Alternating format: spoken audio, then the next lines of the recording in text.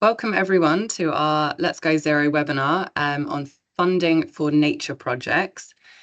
We have some really great speakers from two schools who have received funding from the OVO Foundation Nature Prize with us today. We have Nicola Brotherton, the fundraising officer at GLF Schools, and she will be speaking about Chestnut Park Primary School in Croydon and what they've done with their funding. We then have Victoria Lyons, the eco lead from Eberfar Learning Centre, who'll be talking about their nature work. Before that, so my name is Alison. I'm the school project officer at Let's Go Zero, and we also have Suzanne Gibbon, project manager, who will be chairing our Q&A. So if you have any questions about the prize, about the projects you're going to hear about, please put them in the Q&A box or the chat, and we will come to them at the end. I've just seen in the chat, if you're struggling with sound, sometimes it can work to leave and rejoin the meeting. Hopefully that works. So before I hand over to our speakers,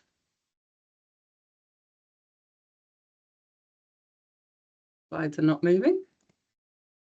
Here we go.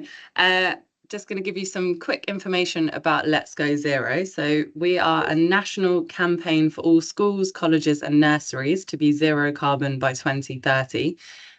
We currently have over 7,600 educational settings are signed up to the campaign. You can check on our website, see if your schools in your area are signed up to it.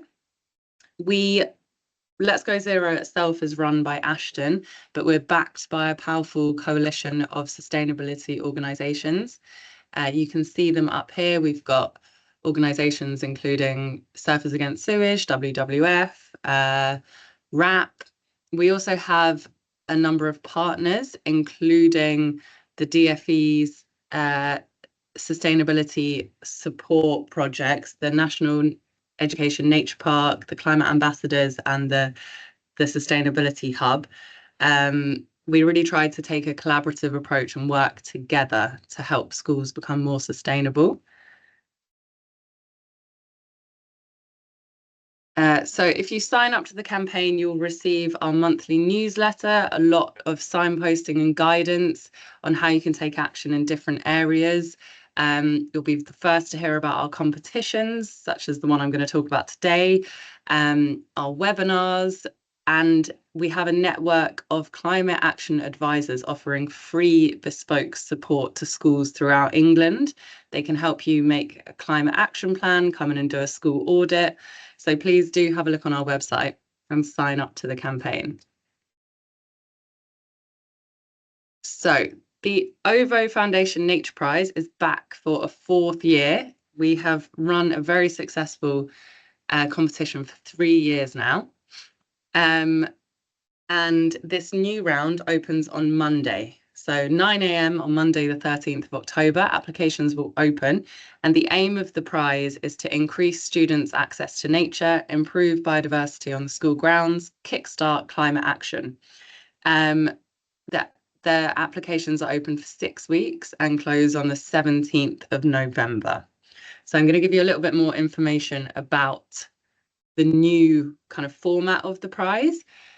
This year, we are giving out 30 prizes of £500 each, and there'll be 10 winners across 3 different categories. The first one is adaptation and resilience, second one, community, and the third one, green skills.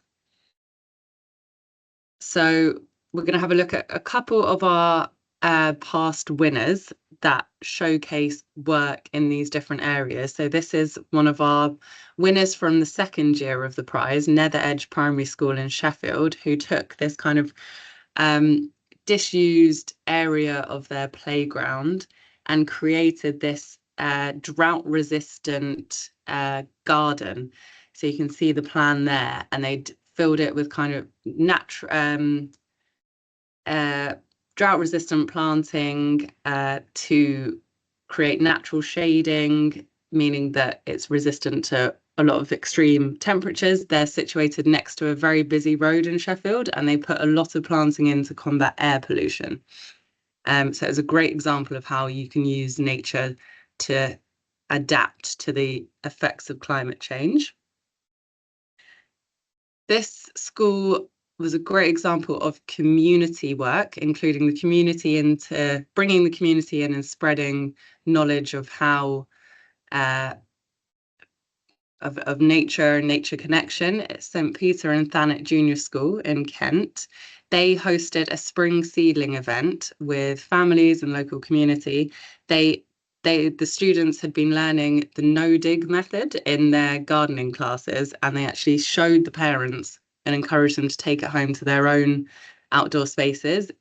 They also gave away seeds that they'd grown over the course of the year from plants they'd grown, and pots, to kind of encourage people to do this at home. And the event was extremely successful.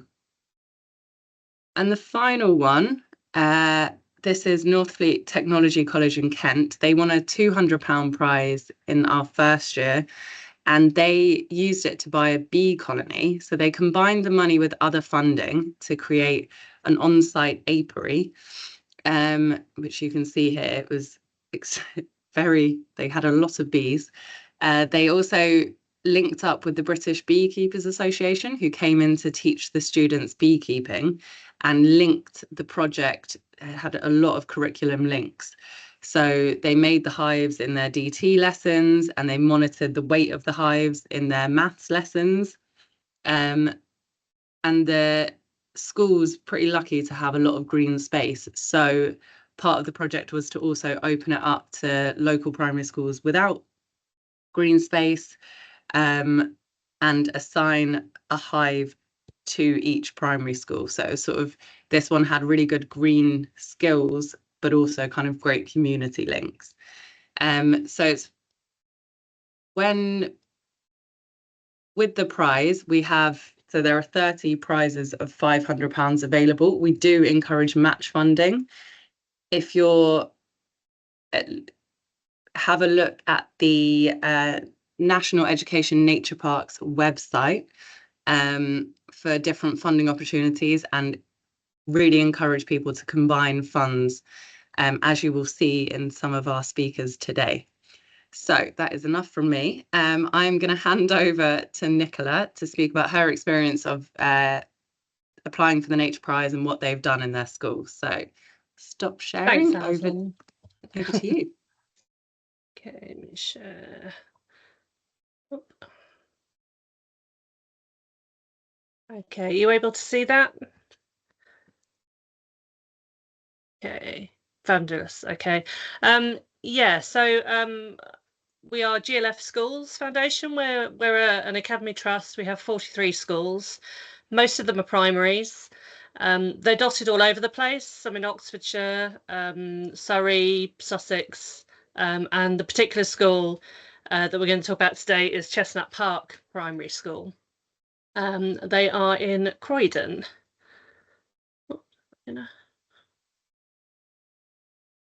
Sure that's working. There we go. So who are we? So we're just a regular non-selective primary school. We have 601 students, so that's 90 students in every form, in every year intake. So it's quite a large school. We do have quite a significant proportion of children who are disadvantaged, and also an even bigger proportion who speak English as an additional language. We are located in probably one of the 15% most deprived areas of Croydon. And we are also and Croydon is the borough in London with the highest number of residents under 19 and the highest number of looked after children, and we certainly see that in our low income families and the struggles that they have.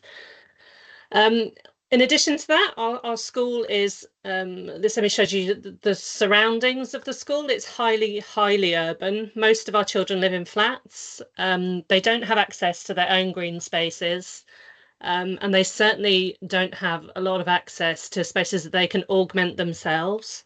So growing spaces other than maybe balconies. Most of the spaces they inhabit are communal spaces. The school is completely bordered by car parks, buildings, really busy roads, and they're very restricted by nature on site in the school. This is the playground at ground level, so you can see there's not even a great deal of kind of borrowed greenery at the school, so or shade provided, and so we had to really think about an innovative solution. So the lime green area that's shaded there is a rooftop. It is secure. I'll show you a picture of it. It's pretty blank, but you can also see there that that literally that's our single playground. So we don't have any green fields. Because of the nature of where the school is, we also have the added climate impacts of a lot of traffic noise and air pollution, a lot of heat island effect. So when the city heats up, if there's not a lot of greenery around to disperse that and to shade the area, and then we've got another issue of rainwater and how we collect that and use that on the roof space. There were a lot of funding, environmental and spatial limitations with the roof. It looks quite nice. I mean, it was in pretty good condition. The planters at the far end were existing planters, but we really needed to green that space up. We really wanted to create a vibrant space for children to really be surrounded by nature. And then that would increase that biodiversity, and they could explore habitats. They could look at weather stations and solar projects. Also quite key, because we only have one playground, was we also wanted the space to act as a Zen-informed space. So there is nowhere quiet for children to kind of tuck themselves away, relax, eat a quiet lunch. There's just a single playground, and we all know that primary schools can quite often be dominated by lots of ball games and running around. So it was really quite important to make it a therapeutic environment as well. So these are our gardening gang. We were really lucky to receive funding from the OVO Foundation. We were a Nature Prize winner, and we combined that with money from the Bupa Foundation and the Nineveh Trust. We were turned down by some funders because the garden wasn't accessible only through the school building, so that complicated sometimes the funding we could access. And the nature of the project became more and more complex as we got estates involved and as we knew more about the structure of the rooftop.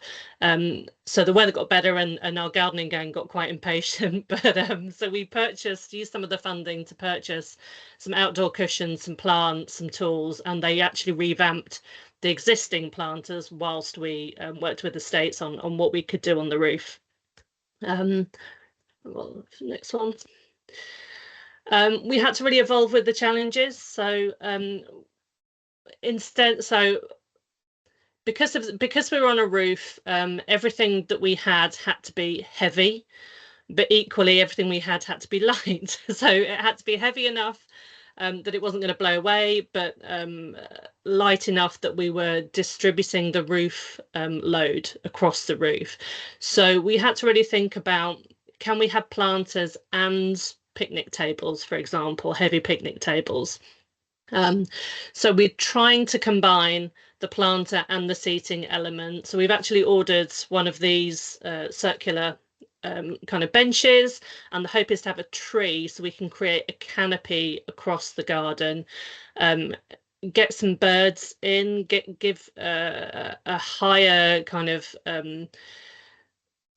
sort of shaded element, because again the original design had pergolas, but we cannot actually attach anything to the wall cladding up there, and obviously we can't put anything that's lightweight like a freestanding pergola. So we're hoping this will be a really good solution. The outdoor cushions we ordered give us the flexible working spaces, but the planters and the seating element, really to combine them was a good move, I think.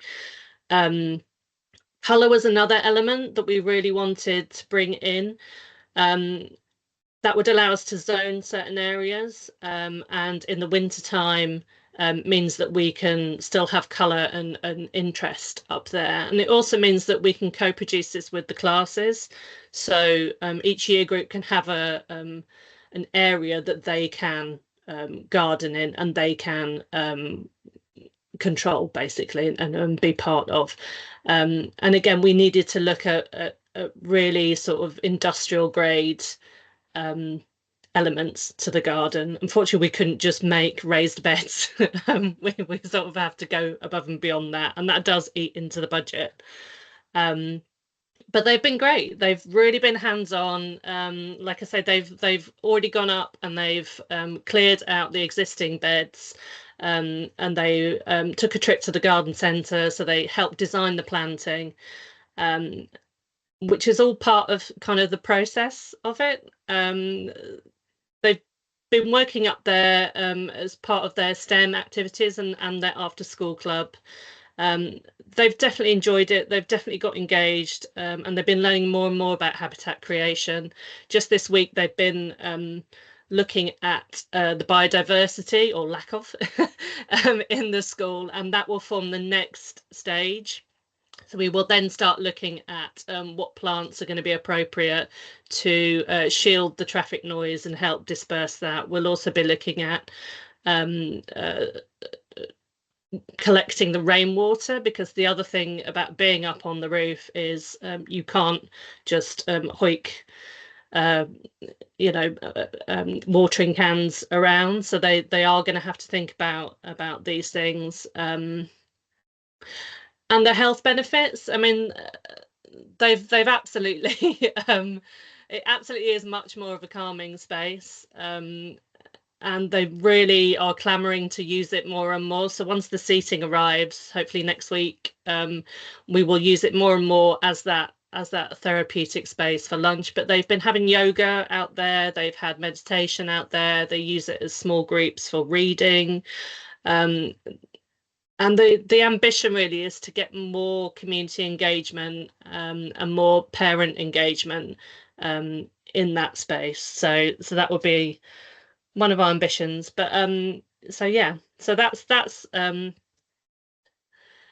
thank you to the OVO Foundation and Let's Go Zero for awarding us the prize. It really has gone a long way, and they've been incredibly patient, as I said, with the trials and tribulations that the project's thrown up. So if anybody's got any questions, I'm really happy to answer them.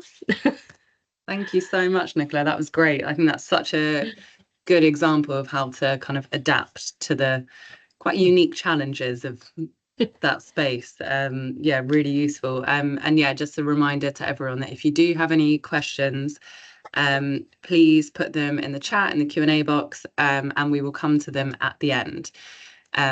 Brilliant, thank you. So we're now going to move on to our presentation from Victoria. Let me get the slides.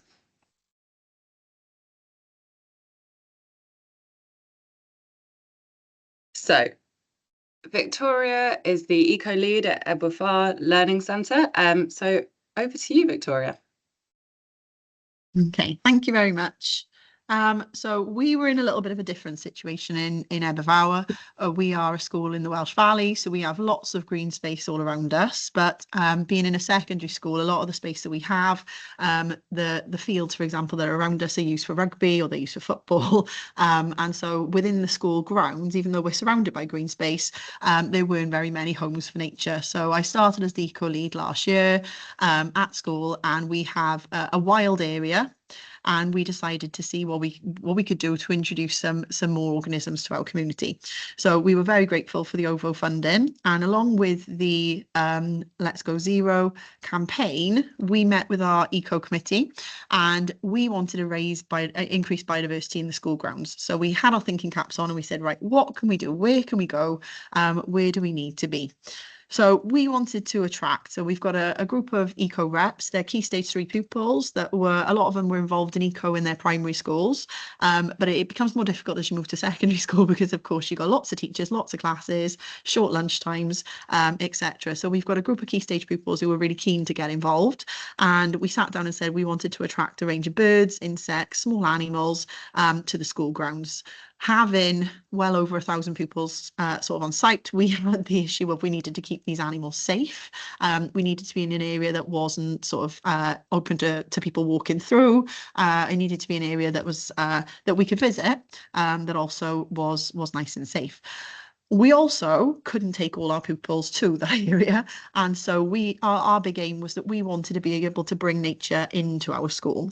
So we wanted to increase our biodiversity and to bring it to our screens. So we're very lucky in our school. We've got a big street area, and we've got very big screens that line the street that have information and little clips and things that are going on in school. And our vision was that we wanted the activity that was going on outside in our biodiversity area to be able to be seen by the students in the streets as they were having their lunch and doing their different activities. So we went outside and we selected our biodiversity area. So when we first applied, we had an area in mind, but we had a good scope of the school and we found a perfect area that is now our wild area that's locked away, that people know not to go in and touch and remodel, and it's being built bigger and bigger and bigger all the time, as we'll see. So we've got a range of tree and plant species already, but it was very wild and there wasn't really a way of looking to see what organisms we had. There wasn't really any spaces for the organisms, the birds, the insects to call home. So we found an area that was protected, and we found an area that had a good starting canvas where we could work to increase biodiversity.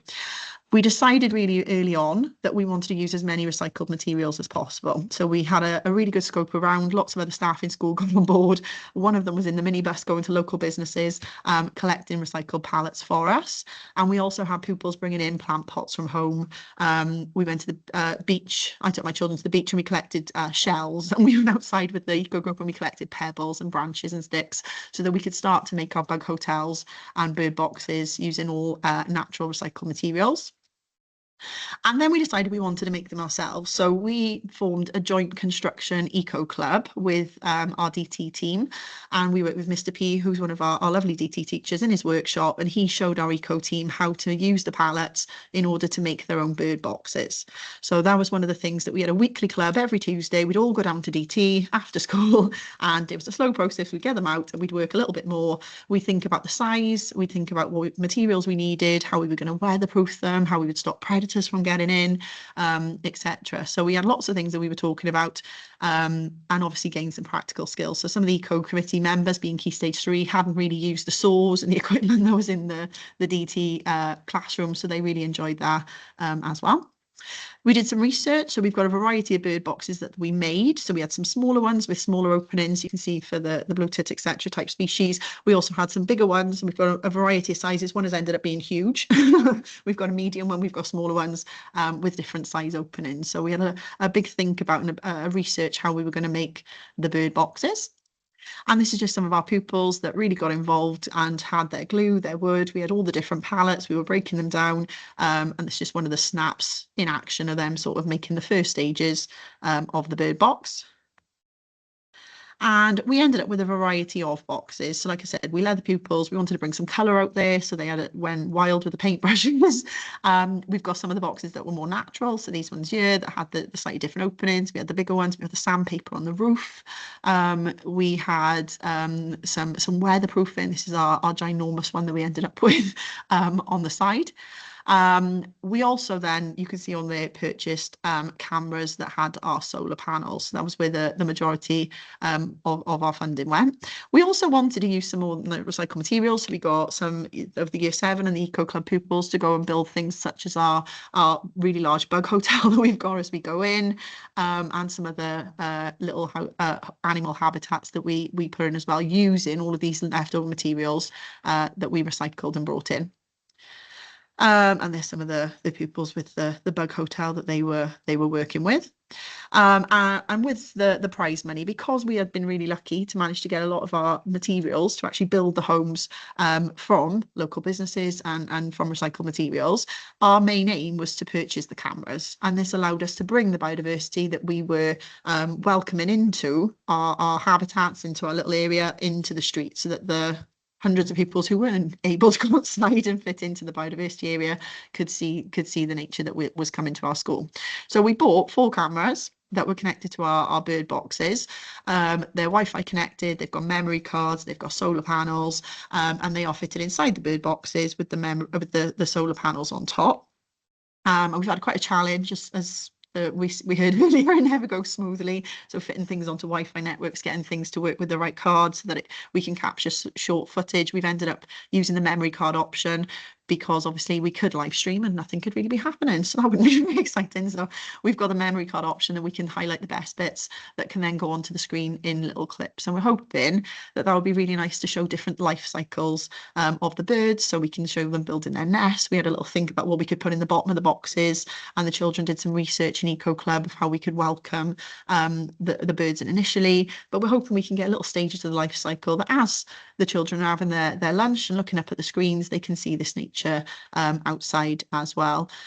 We've also took different groups of pupils out there to do things like litter picking and other things as well. So just keeping that area nice around and letting them appreciate all this biodiversity that we might not have seen before. We've used this as our first steps. So we are actually now expanding the area even more. And as well as our boxes that you saw there, I haven't got a picture of them up, sorry.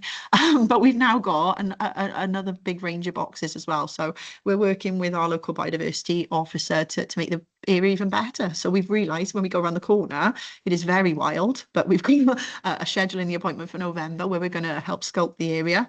And we've added a lot more habitats too. So we have got, it was really thanks to OVO and the ability to go in there that we've managed to make this nature area project continue. Okay, so we've now got bat boxes, and you can see on the hedgehog house and stuff, which was all in our initial idea of just making our home have an increased home for nature. So it was a brilliant start. We were so grateful for the cameras. Everyone I've spoken to has been really excited, and like I said, we're just looking forward to seeing all these different stages of the life cycle for our pupils. Thank you very much. Thank you so much, Victoria. I think that is fantastic to hear. So such a joined up project, and really kind of shows what you can achieve with £200. Yeah, lovely. Thank you. So we now have time for a Q&A. So this can be questions about the new round of the Nature Prize competition, questions for our speakers. So please, if you have anything, let us know. I'm going to hand over to Suzanne, who is going to be our question master. Brilliant. Thanks so much. And Victoria and Nicola, that is absolutely amazing to hear what you're doing in your schools, and vast contrast as well. Really urban school and quite a rural school. So it's amazing to hear from you both about how you use the funding. One question that came through, and I think to both of you really, Nicola and Victoria, is how did you get the staff involved or buy-in from the head teacher? Was it quite a difficult process to get buy-in? Because I mean, Nicola, yours is a huge project to get buy-in from the head teacher. Yeah, how was that process for you? Well, the head teacher was very driving the project, to be honest, so that really does help. I think the people who had the least amount of buy-in to start with, but then who became really enthusiastic, were actually our estates department, because they were like, "What do you mean you want to use the roof? what an idiotic idea, initially." But then once we talked to them about just the experience that the children have in their day-to-day life and how transformative it would be, then they were in. So it was just really communicating what the impact of the funding would be, and then the reach that the project had. So in terms of just their day-to-day access. So our head teacher scheduled time in the garden for all of the classes, but then also there's that lunchtime breakfast club that sort of element as well. So yeah, yeah, head teacher buy-in is a good one. They do a lot of driving for the project. Yeah, definitely. And Victoria, did you find it quite difficult, or were people quite engaged on the project? I think we've been really lucky. So we've got a really supportive team, and I've just been, every time I've asked for something, I've got yes. So our head teacher was really excited. As soon as we asked the school to sign up for Let's Go Zero, I had an email 2 seconds later going, it's done, we've signed up, we're really excited. So we've got a really supportive team. Mr. P, who's our DT teacher who helped us with Construction Club, really excited. Our head of IT, Dav, absolutely fantastic. So I've been really lucky. We haven't met any hesitation. Everyone's been really excited. Which has been really, really good. I don't think I'd want to battle and try and get people on board who weren't really keen. So everyone's been really supportive. Oh, brilliant. Oh, that's really great to hear, because we always hear from some schools, sometimes that is the biggest challenge, is getting the head teacher or the staff to buy into the project, whereas the students just want to run with it with 1,001 ideas. And yeah, no, that's brilliant. So we've got a few questions about the actual competition itself and the application process. But actually, Victoria and Nicola, I just wanted to hear from you both. How did you find the application process? Was it arduous, or was it quite straightforward for you both? I found the application process really straightforward.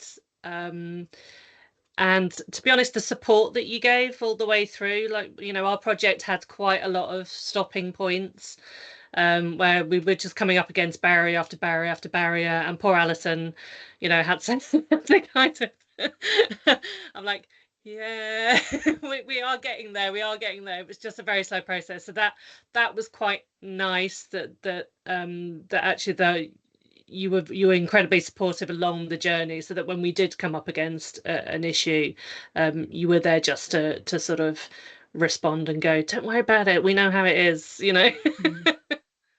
So yeah, brilliant. Oh, thank you, Nicola. And Victoria? Yeah, just to echo, the application process was really simple, really straightforward. Everything explained really clearly, lots of support all the way through, even towards the end where we had a meeting before we wrote up sort of the press release. Things like the certificate coming through very quickly with our pupils being able to post for pictures, things like the press release that we could actually announce it on our socials, absolutely everything. There was so much support in place. It was really straightforward. So thank you very much. Fantastic. No, thank you both for asking that and answering that. And so actually on to you, Alison, is what is the application process? How do people enter? What is the criteria to meet? So it's like you've heard, and thank you for that. It's a simple, straightforward application process. Applications open on Monday, so Monday the 13th of October. It is one application form hosted on Microsoft Forms. So you go on that, we request some kind of basic information about your school, the lead applicants' contact details. And then because this year we have 3 categories, we ask you to apply for just one of those categories. So whether that's adaptation and resilience, community, or green skills. So you only need to fill out one section. We have a downloadable application document because we know that teachers are pressed for time, so you can download it, work on the application at your own pace. We also have put together some guidance, so that has some kind of brief examples of projects that fit into those categories. So some real life examples of Let's Go Zero schools and previous OVO Foundation Nature Prize winners. So you can read through the guidance at your own pace and then submit the form when you're ready. Applications are open for 6 weeks. We also have our email address on the application form. So please do get in touch if you have any questions. Always more than happy to jump on a call or answer an email. The competition is not open to independent schools. It's open to schools, colleges and nurseries that are, yeah, so all schools, but not independent ones, I'm afraid. And we have a particular focus on less advantaged groups. So that could be schools that are in areas with not a lot of access to nature, schools that are working with SEND groups or refugees, have a high pupil premium. So we do ask for that information in the application form as well. But like I say, please, if you have any questions during the application process, please get in touch. More than happy to answer them. Brilliant. Thanks, Alison. And another question for you is, when will a school find out if they're successful or not? Schools will find out by the 10th of February. So I know that seems like a long time in the future, but it's because our judging process has quite a lot of steps. We actually have a judging round, then we have some involvement from kind of WWF youth ambassadors. Then we also have judging involvement from staff at OVO Foundation and OVO Energy. So it's quite a rigorous process that takes place from November to January. And then the decision's made and all schools will be told of the decision by the 10th of February 2026. Thanks, Alison. Perfect. I just having a look to see if there's any other questions. If anyone does have any questions, please do drop them in the chat. But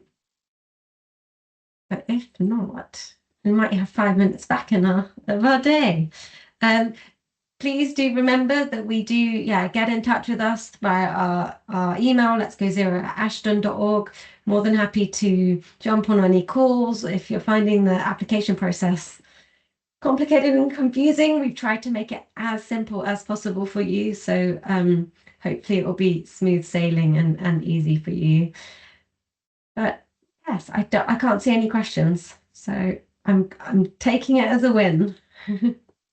Yeah, great. Thank you. Well, yeah, I think we'll give everyone 5 minutes of their afternoon back. But a massive thank you to Victoria and Nicola. It's so lovely to hear about your projects. Fantastic presentations. And so this webinar has been recorded and we will share it with everyone who registered along with the slides early next week. So once again, thank you. And yeah, take care, everyone.